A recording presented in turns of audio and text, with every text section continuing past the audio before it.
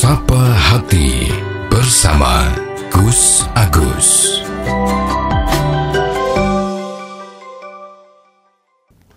Sobat Dimas Diajeng yang berbahagia, Allah Subhanahu wa taala berfirman, A'udzubillahi minasyaitonirrajim. Bismillahirrahmanirrahim. Faman taba min ba'di dzulmihi wa aslaha fa innallaha yatubu 'alaihi innallaha ghafurur rahim. Yang artinya kurang lebih adalah, maka siapa yang bertobat setelah melakukan kezaliman dan memperbaiki diri, sesungguhnya Allah menerima taubatnya.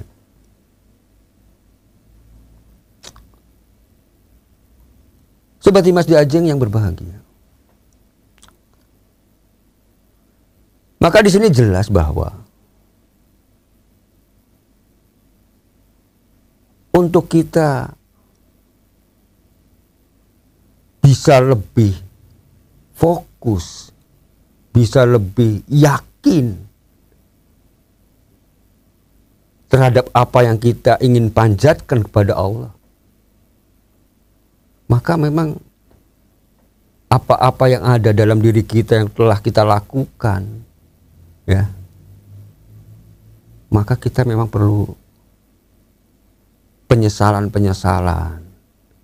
supaya nantinya kita tidak melakukan perbuatan yang sama, dan kita akan melakukan perbuatan yang baik, melakukan perbuatan-perbuatan yang menjadi manfaat buat dirinya maupun orang lain. Ya, dengan cara bertobat ini, ya, dengan cara kita bisa meminta maaf pada orang yang pernah kita salin ini, inilah salah satunya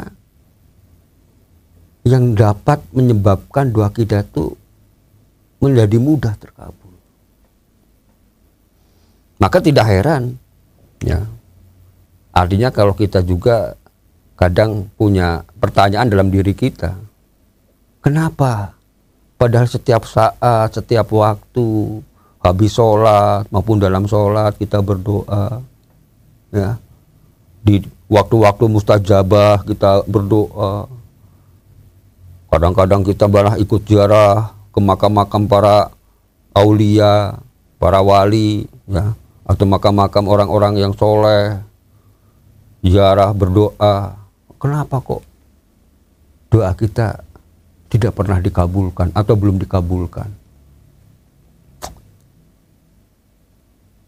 Kan pertanyaannya kenapa? Kan begitu. Karena kan Allah sudah menjanjikan, barang siapa yang berdoa padaku pasti Allah akan mengabulkan, kata Allah.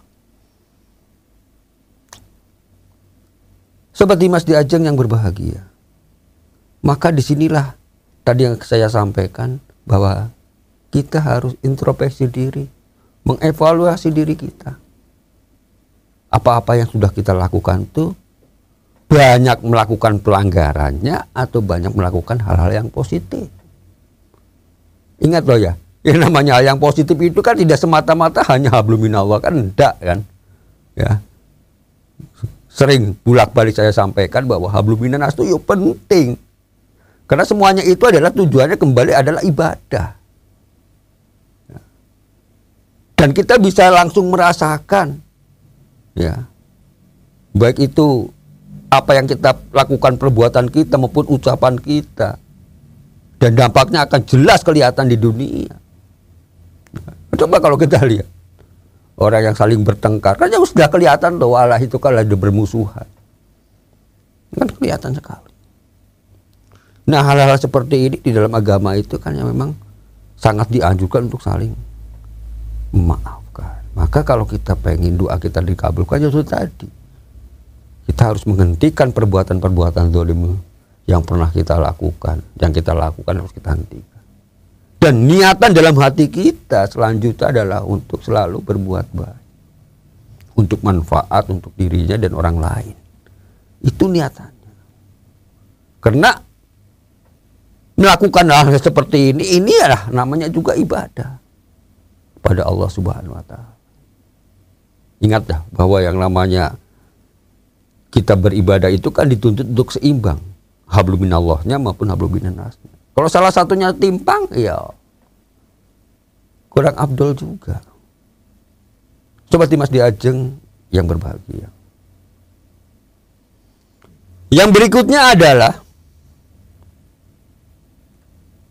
di saat kita memanjatkan doa itu, yo ingat harus dengan cara perlahan-lahan, dengan cara merendahkan diri, ya. Kalimatnya yo nggak usah terburu-buru mengucapkannya.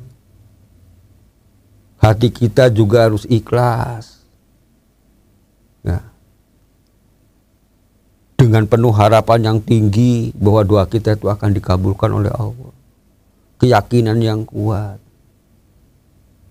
Ya tanpa itu semua kan ya nggak mungkin.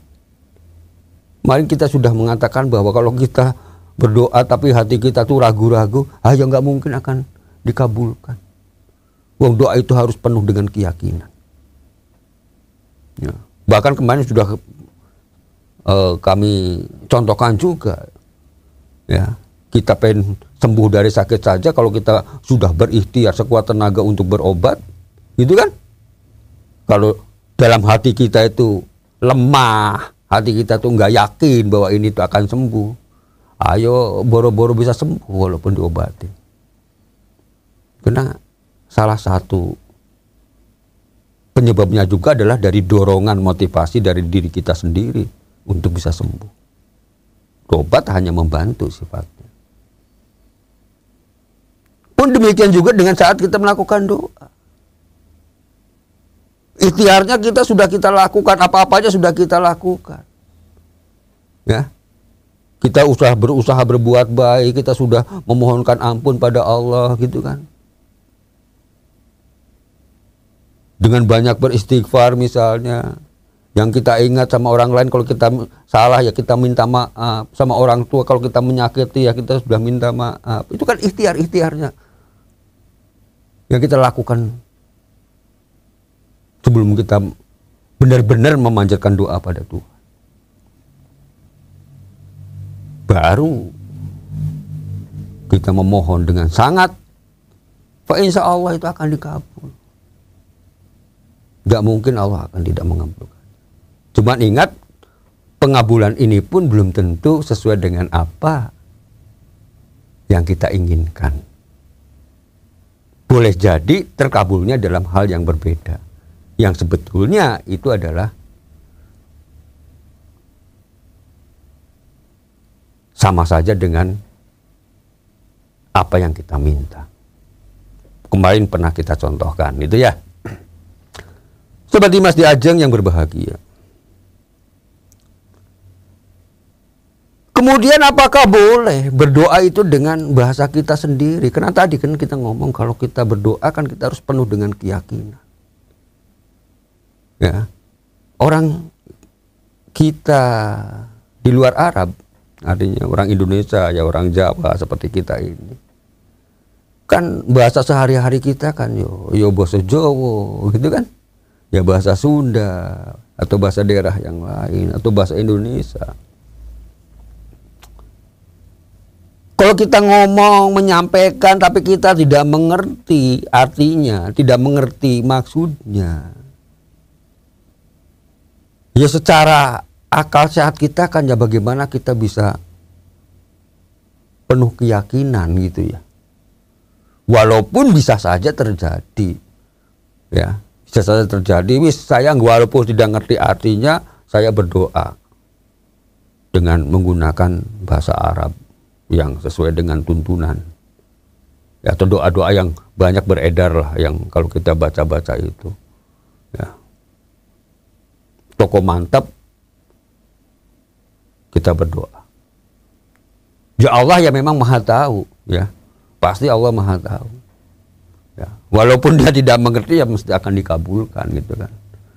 Sesuai dengan tujuan hati kita itu. Tapi kalau kita pengen